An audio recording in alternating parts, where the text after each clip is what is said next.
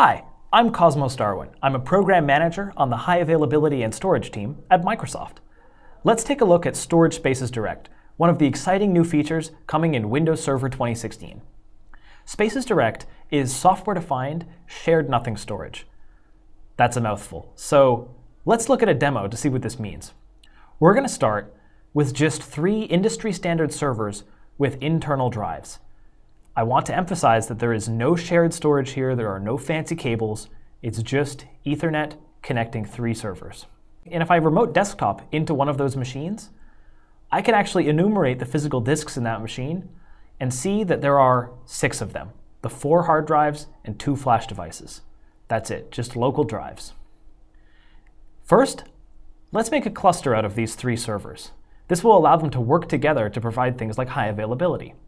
We'll run the new cluster command, listing off those 3 nodes, and you'll see it just takes a moment to run.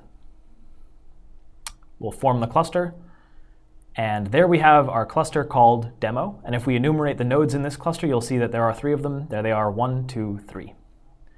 Great. This is where the magic really starts. Storage Spaces Direct is going to take the internal drives from these servers and create a software-defined pool of storage that is accessible to all of the machines.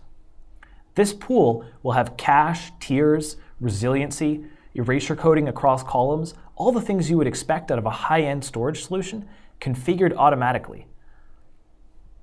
To do this, we're going to run the Enable Cluster Storage Spaces Direct command. This can take a short time to run. We'll click Yes and let it go.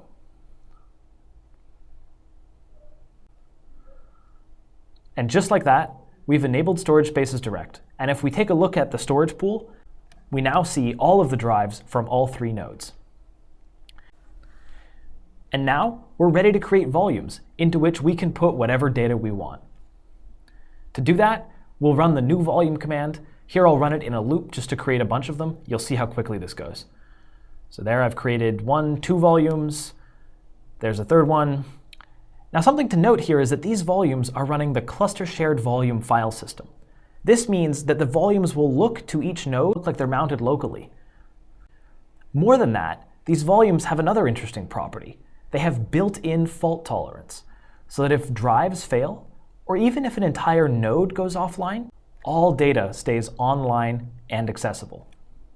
This means Storage Spaces Direct works great as a scale-out file server, or in a hyper-converged configuration where virtual machines sit directly on top of the volumes. And if we need to scale out, all we have to do is add another node to the cluster. We can do that by running the Add Cluster Node command. The node will take a moment to join, and then we can run the Get Cluster Node command to see that indeed we now have a 4th node in our cluster. And if we go very quickly, we can enumerate the physical disks which are not yet in a pool and see the drives that are in this node we just added. However, over time, without any additional steps, Storage Spaces Direct will absorb those new drives and redistribute the volumes to take maximum advantage of all of the available storage.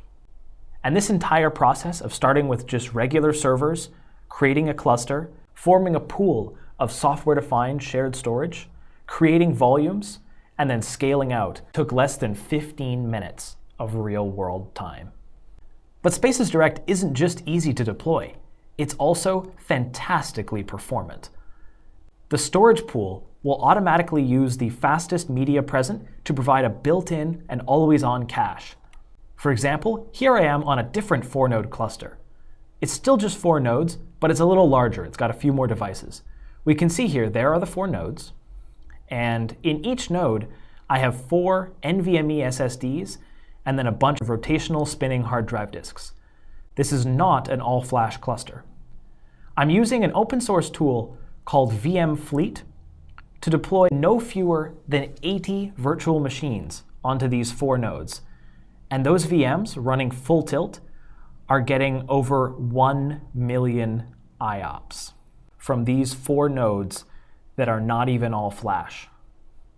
That's not bad for a feature that is included at no additional cost in Windows Server 2016. To learn more about Spaces Direct, check out aka.ms/spacesdirect. Thanks for watching.